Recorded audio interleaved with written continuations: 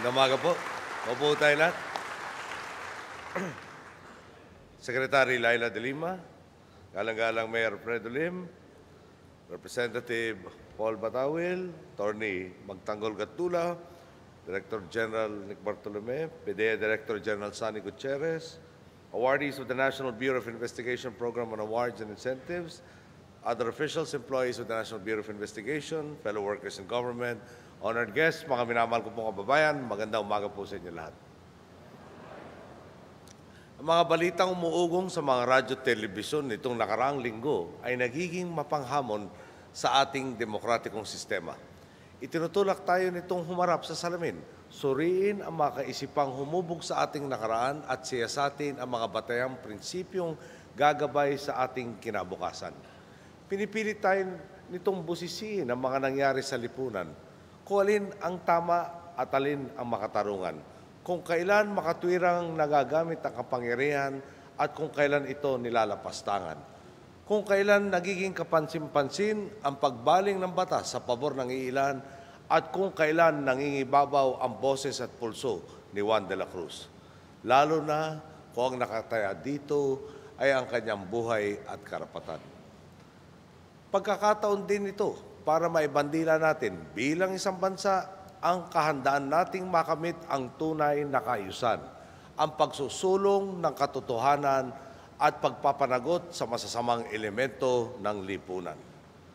At kung ang mga katangiang ito ang pinag-uusapan, wala na ngang mas titibay pang ehemplo dito kundi ang National Bureau of Investigation.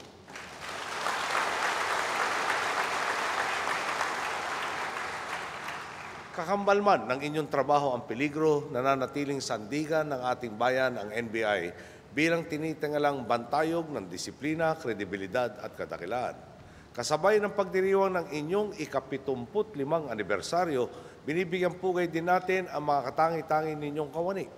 Higit sa mga gantimpala at parangal na ipagkakaloob natin at pinagkaloob natin sa kanila ay ang wagas na pasasalamat ng sambayanan sa kanilang dedikasyon at sakripisyo, sa kanilang pagiging huwarang lingkod bayan at sa pangingibabaw ng kanilang adhikaing isang tabi ang kanilang sariling interes para sa kapakanan ng nakakarami.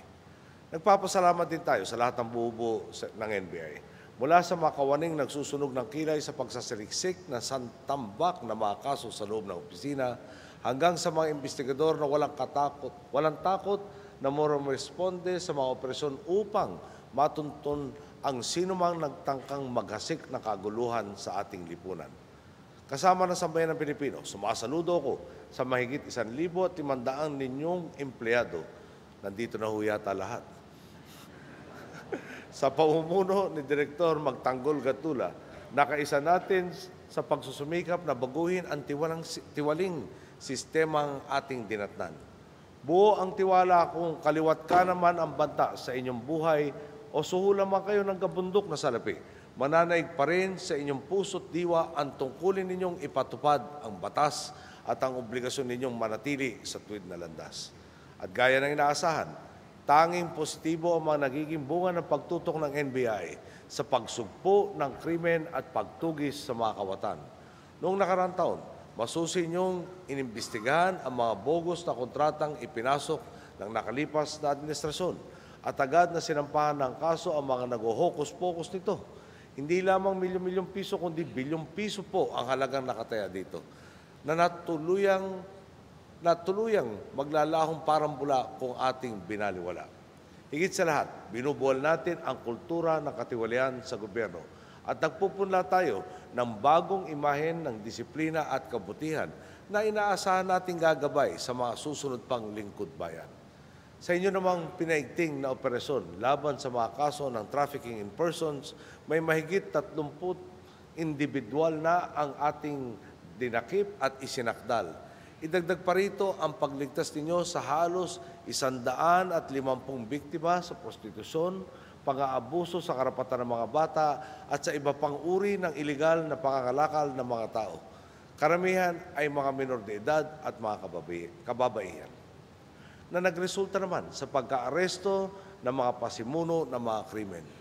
Nagpakitang gilas din kayo sa pagsabat sa sangkaterbang mga ipinagbabawal na gamot nitong nakaraang taon. Matagumpay ninyong binuwag ang West African Drug Syndicate na gumagamit sa mga Pilipino bilang mga drug couriers sa ibang mga bansa. Wala pong duda, sa tulong ng NBI, tinatapos na natin ang maliligayang araw na naghahari-harian sa lipunan. At pinapatunayan natin sa tuwid na landas, walang pinapanigan ang batas.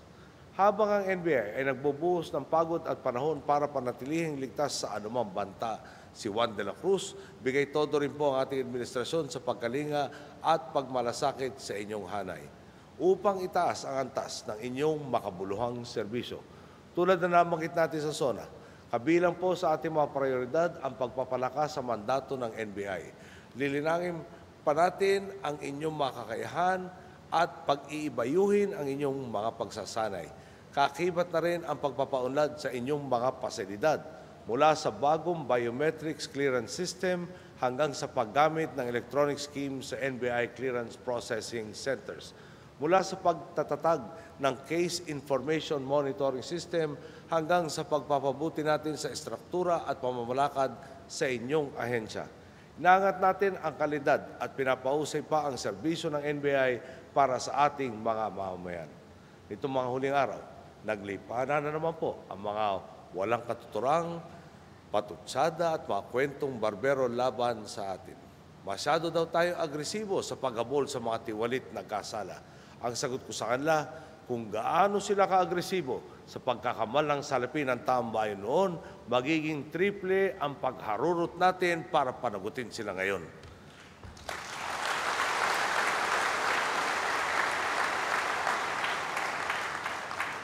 Handa po tayong gawin ito dahil nasa panig ko ang katwiran at katotohanan.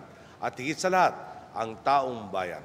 Sila ang nagbigay sa atin ng pagkakataong paglingkuran ng ating bayan. Kaya sila lamang ang pinagkakautangan natin ng loob. Wala nang iba. Sa makutwid, basurero ka man o dating Pangulo, driver ka man o maestrado, kapag inagrabyado mo ang sambayan ng Pilipino, dapat lamang nahabulin at panagutin ka sa iyong mga atraso. Manatili po tayo sa pagkakapit-bisig. Kawani ka man ang pamahalaan o pangkaraniwang mamamayan, malaki ang magagawa natin para sa kapakanan ng ating kapwa at ng bansa. Sa lahat ng buo ng NBI, patatagin pa natin ang ating bayanihan. Sama-sama nating tahakin ang landas kung saan namamayani ang integridad at kaayusan sa lipunan. Maraming salamat po. Magandang umaga sa inyo lahat. Thank you very much, Your Excellency, for that very inspiring message.